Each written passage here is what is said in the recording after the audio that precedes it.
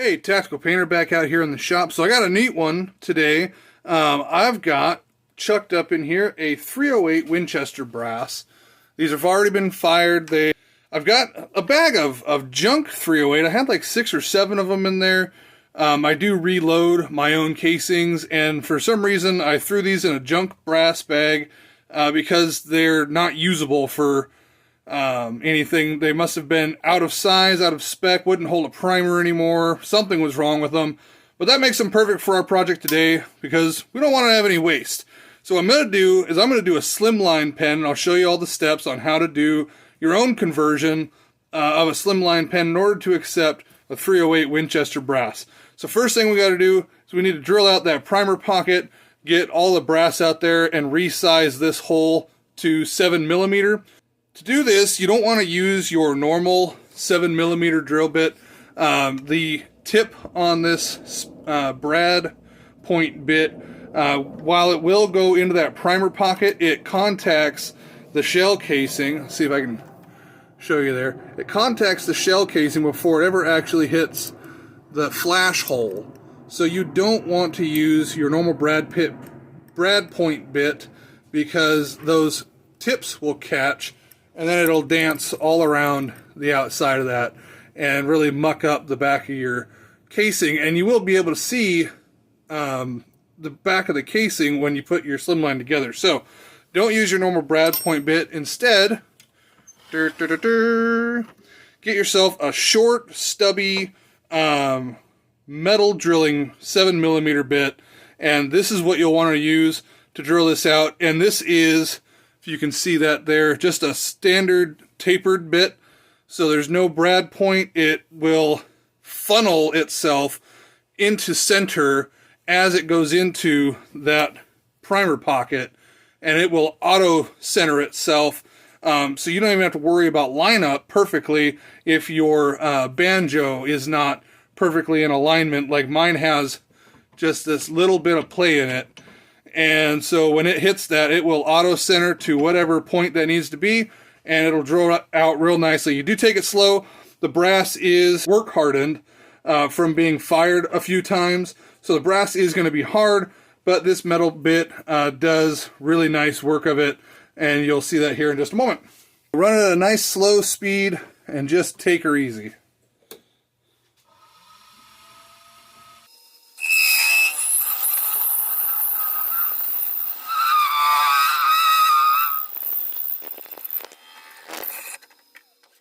And then I tightened up on these pretty good.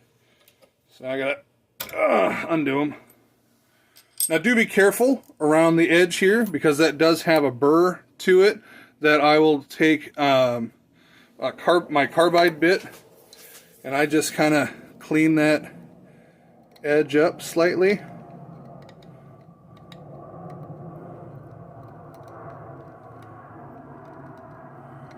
Just give a little bit of a bevel on that inside edge. Cleans that up, makes that skin safe, and makes it easier for assembly later on when you go to put your tube in. But there you can see, let me turn my light on here. So you can see, got that hole going down. Now the webbing of the brass casing goes down to about here. And so you actually have plenty of contact on this end, but this end is actually 7.62 millimeters, and so because of that, it's a little bit big. Our next step, I've got this little container here, little plastic container, and I put some paste wax on it just so that the blank won't stick to it as I glue it up. And then, so here's the bullet casing all drilled out. Here's my 7mm tube. As you can see, that goes all the way through, real simply. Just gotta shake it a little because it is a precise fit. I mean, you can kind of feel as it goes through. It is a little bit of a rough surface, which is good because that means it'll give something for our glue up. At least on the casing, our 7mm slimline is rather shiny, so we gotta fix that with some sandpaper. I just have some 120 grit sandpaper laying around. These were from a disc sander pad set that all the glue dried up before I got a chance to use them, but I keep them around for this purpose, and they work really well. 120 grit gives me plenty of little scratches and scrapes and things all over that surface. You can see how deep those go. And I go in both directions. I turn it clockwise, and then this would be counterclockwise, going both down and then back up the blank, and that gives me counter-rotating scratch marks up and down that whole tube. So you can see little X marks going across that whole thing. So if you, as you're going down the sandpaper this way, turn it the same direction as you come back out the sandpaper, and that'll give you those perfect X's. And those work really well for glue ups. Alright, let me just kind of wipe it off. Get as much of the dust off of there as you can. Just got a towel over here. And do not set that down on your paste wax filled surface, because that would not be good. So I've got some thick CA here that I'm going to use for this. What I'm going to do is I'm going to put a couple of dots of this thick CA on the inside of my case, because I don't want to get it on my rim. I don't want anything to obscure the the FC here and the 308 Winchester, because this is your marking on where it was made, and then this was the caliber of the casing. So those are important to your buyer. Those are what the things that they want to see. That's what proves this is a real casing and not just some remade knockoff. Because any company can go out and remake casings. Penn State does it. There's quite a few companies out there that do it, that make bullet casings for their different bolt action pens, and they're not actually bullets. They are machined brass. And so you want to be able to see these were real bullets at one point in time.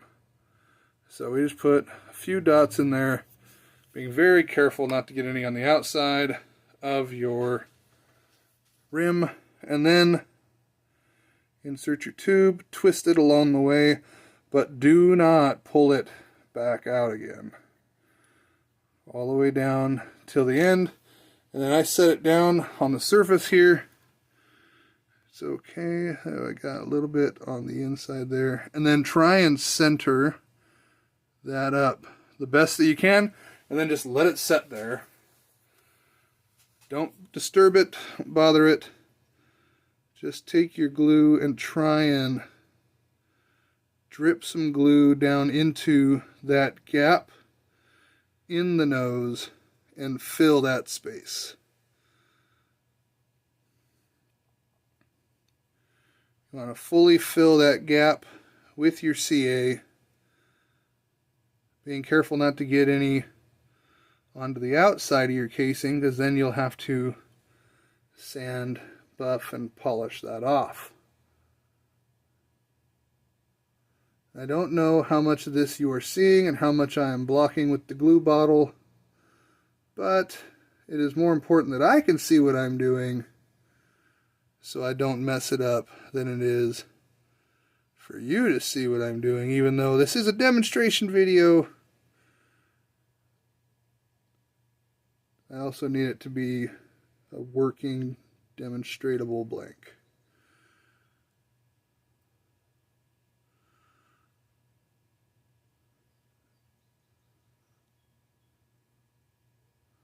And it is okay if you get glue down the inside of your tube. That's not as big of a deal. That'll clean up later. Once you feel like you've got enough glue, go ahead and seal that with activator and keep it from going down that rim further. Now the reason why you're able to easily squeeze that into there like that is because the brass is just barely proud, or the brass tube is just barely proud of the brass casing. It's just slightly longer, which we'll have to trim up flat later during our truing up process. But it's just barely proud of it. We'll lose a little bit of length in our pen, which is fine. But you want to make sure that you get it flush to the bottom, because it's a lot harder to flush up the bottom than it is to flush up the top. So I'm going to let that set there and fully seat up. Okay, so our next step to do these is to true the end up. Now, as you can see on this one, there's just the littlest bit to take off. Absolutely flush on the back, so no problems there. But yeah, just got to take the littlest bit off of the front. And you just go until you feel a little bit of resistance. You know, once you contact the outer one, as soon as you feel it push back against you, that means that you're contacting the brass on the casing, which is a lot thicker, as you can see in the wall distance there, the wall thickness, I mean. Now, when you do contact that, this is actually case hardened. This is a hardened brass, so that is actually going to roll a little bit. So now I do have just a little bit of a burr, which I just clean up on some sandpaper, and then that'll polish out later as well. But all right, we're ready to get that turned. Just got to go make a front barrel section for it. All right, so I got my blank loaded up on here. I'm going to be doing this. This is a 308 brass. I've also got one that's a little surprise I'll bring up here in a little bit. But I've got just a piece of stabilized maple burl that I stabilized myself. Get this turned up for this bullet pen.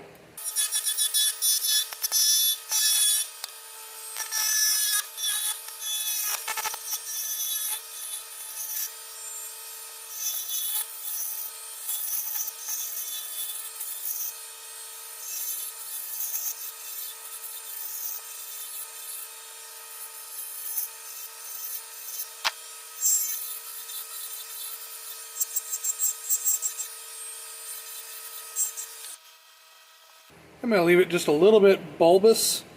I think that'll give it a nice feel and appearance because of the fact that this is a little bit flared out. So I'm going to leave it just a little domed. We'll get this sanded up, polished up, we'll get it going.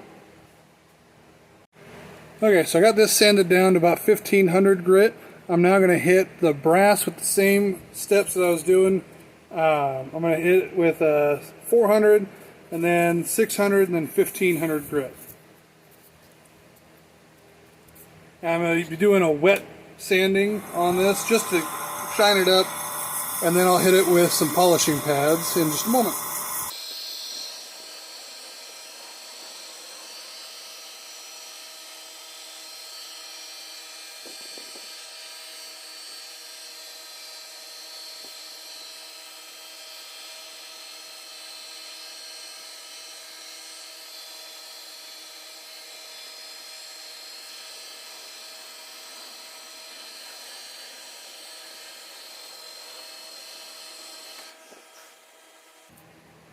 So you can see how much nicer that's gotten. Got a few little scuff marks from the process, but we'll take that out with some polishing pads. I'm going to get the blank off of here and get it prepped for a CA finish, and then I'll show you the process that I use on finishing off that piece of brass. Okay, so I got the brass chucked in here. All that I use are just a couple of polishing rouges. So I've got a red rouge, and then I've got, I forget exactly what it's called. It's just a white buffing compound. Just got these wheels that I just hold against the brass, and it polishes it right up. These are actually meant to like go into my chucking wheel, but I find if I spin the brass and just hold these to it, it works just as well. Just get a little bit of red rouge on the actual brass itself.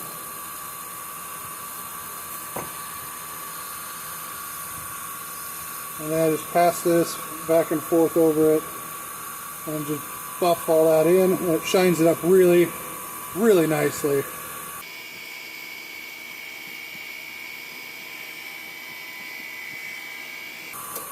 Let's go ahead and stop and inspect it, see if it needs any other attention. Looks like I've got a few areas right here. I'm just going to hit it again. The red is a little coarser than the white, so make sure you get as much out with the red as you can before moving on to the white.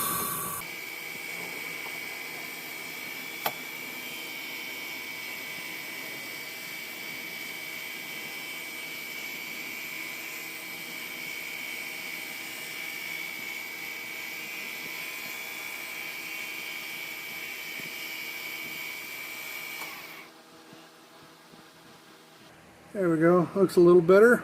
I'll move on to the white compound here.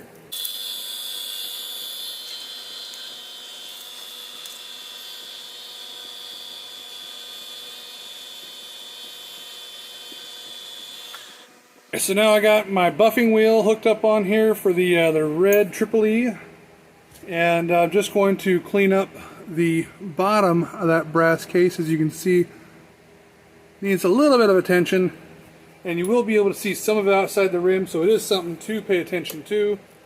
Just spin this up a little bit, throw a little rouge on there, and we'll just clean up the bottom.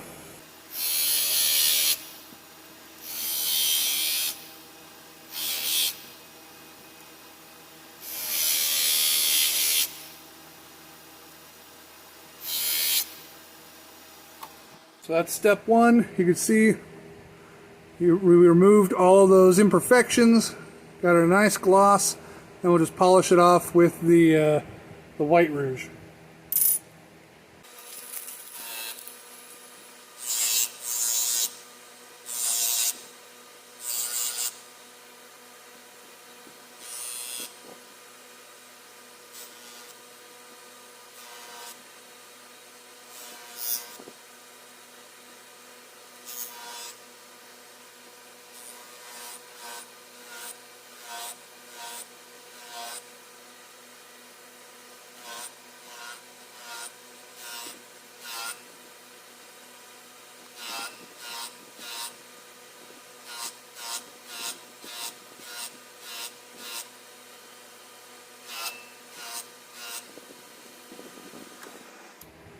And there we have it.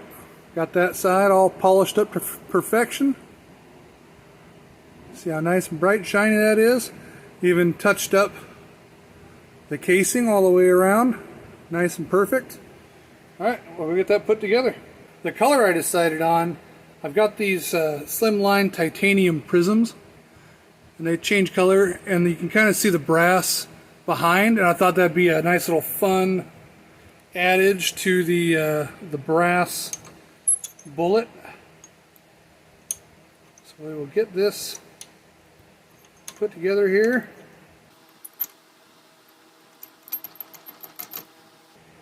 Plug our mechanism in.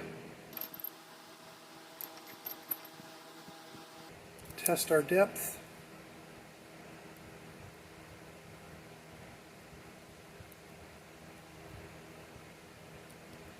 Take our wax tip off here.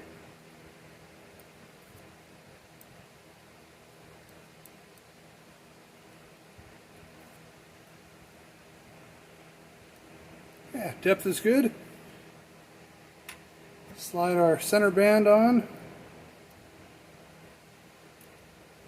Alright, now we'll take our clip and our post, our bullet casing. You can see the clip completely clears the outside edge of the casing, which is perfect.